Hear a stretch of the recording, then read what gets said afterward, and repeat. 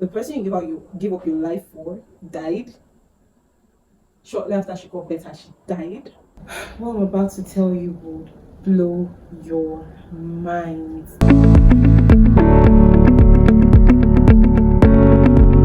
Hi guys, welcome to my YouTube channel. It's your girl Nuki, and welcome.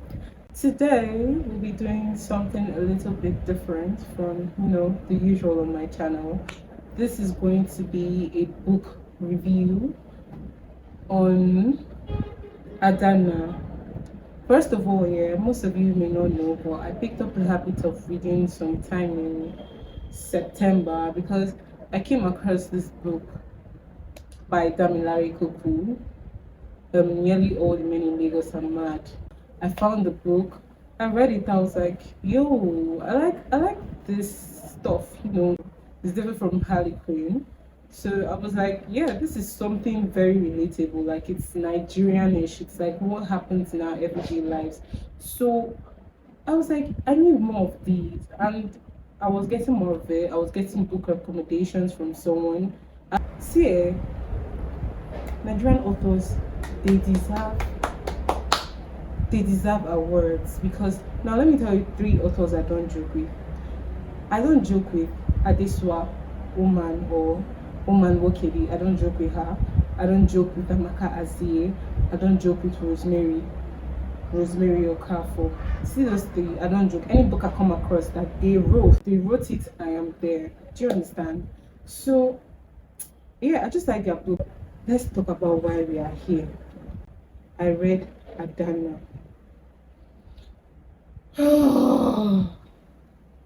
I read it in less than 24 hours. These authors, they know what they do. See those three I mentioned. There are other good authors out there, don't get me wrong. Do not get me wrong. But like these three, personally, I don't joke with them. Any book I come across, I have to get it. That kind of thing. So I started reading Adana, and you see, that character really suffered. Like I really want to ask Mr. Desua what what was the motivation behind that book? Like you could really feel, you could tap into Adana, you could feel her pain, you could feel her misery. Okay, let's start. Adana was a very beautiful girl, yeah. She was a very, very beautiful girl. You never know that Akana already had eyes on Adana from then. What I'm about to tell you would blow your mind because like prepare your mind. Adana had two siblings, Chidena and Ahuna. Yeah. So she had like two siblings. Ahuna was like 12 years old then, and she was sick. The mom came back, no improvement from her daughter. The children are on holiday, they need to go back to school, and she's coming back to hear that her husband is dead. How? How are you going to process all that information?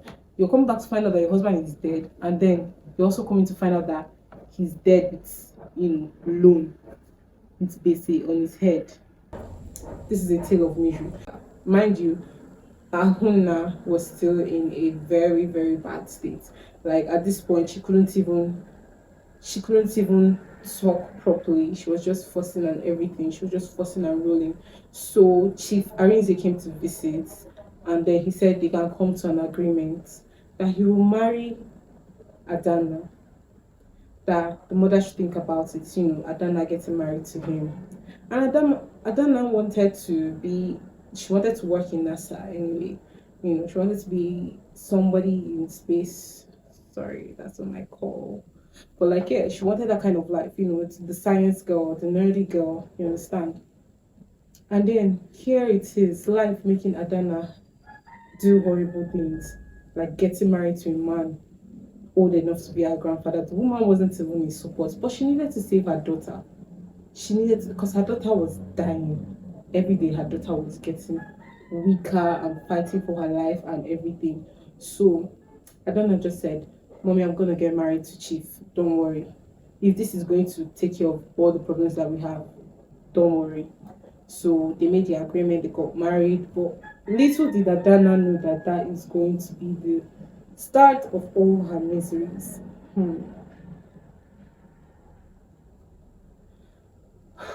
What I'm about to tell you is not for the weak, like I said. So they got married. Yeah, they came to do the traditional rites in the house. They got married. Chief took Adana to his, ranch.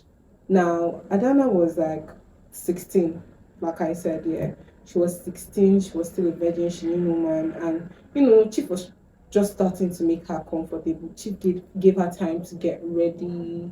You know, there was a maid in the house, Uzochi, that was Chief's trusted person. And the staff of the house really liked Adana. Uzochi was like Adana's family. Do you understand? She became like her mother. Adana started trusting Uzochi, was heeding to her advice.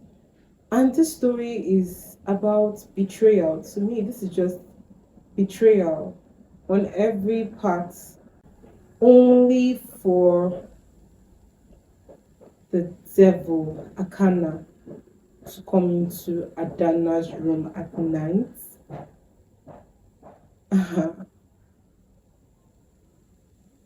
He raped her, even after begging.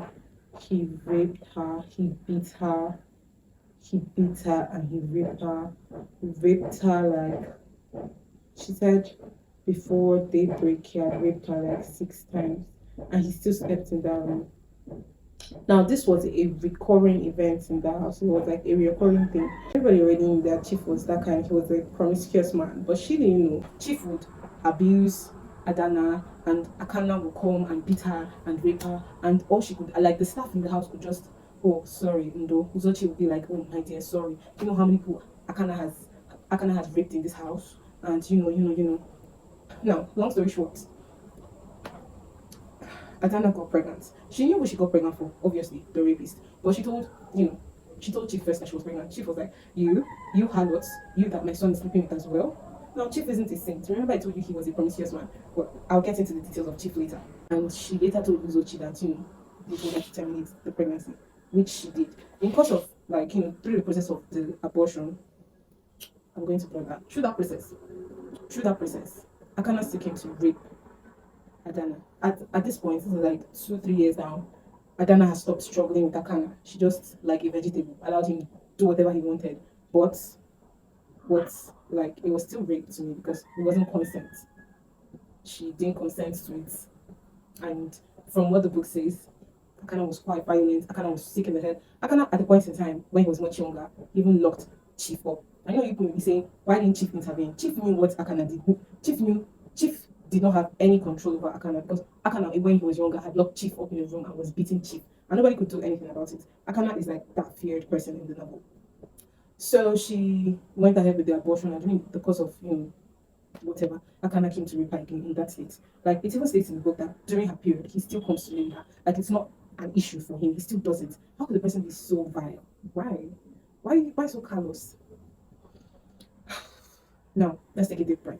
Adana, there was like a worker in the house, a gardener to be precise, and Adana started liking this person, and this person noticed that, oh, Adana, his Oga's wife, is quite smart, very intelligent. So why is she here? Do you understand? He was like, they started cutting, they started hanging out together. It was like an affair, but they never slept with each other. So Adana really loved him, only for her to wake up one morning and, all that's gone, like all that gone because his house burned down. Now you may be guessing it's Akana that burns the house down. She gets the same thing too. Only for her to tell Chief about it, and Chief was like, "You think Akana could be that smart?"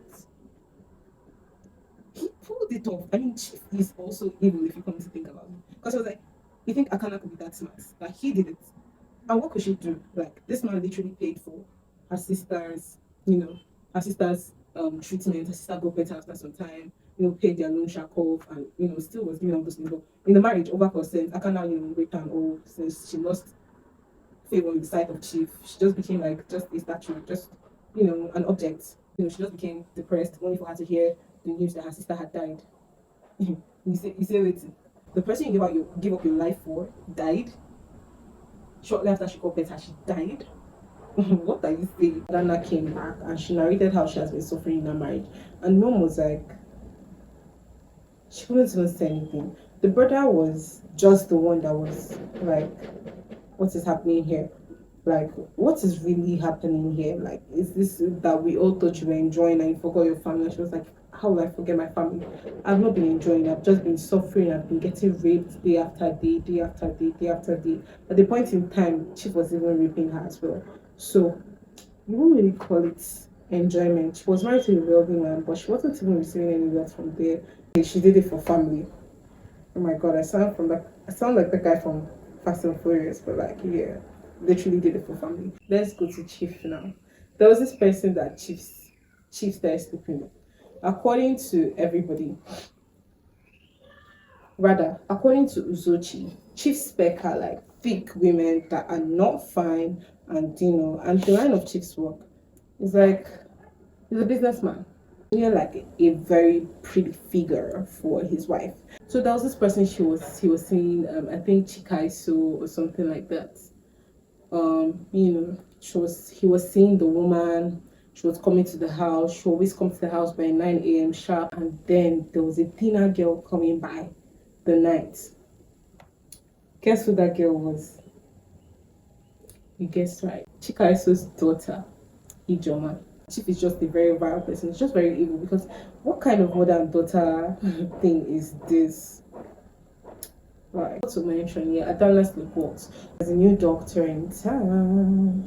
A hot doctor in town. Chief and Adana, they went to see the doctor because of Adana's sleepwalking case. So Akana beat Adana again, and he was beating and beating and beating and beating and beating Adana non-stop. He was beating and raping and beating and raping, and even stripped her naked for the whole staff, and even called the staff of the house to come and see, because they were literally living in a mansion. Do you understand?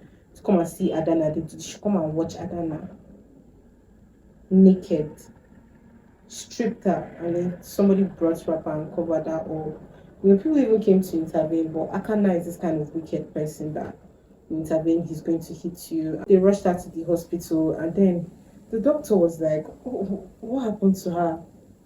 When she finally woke up, the doctor was there. She narrated the whole thing to the doctor, what she had been facing in her marriage, and then the doctor actually took pity. By then, everybody in the house already hated her, all the children. Anaya didn't even want to see her.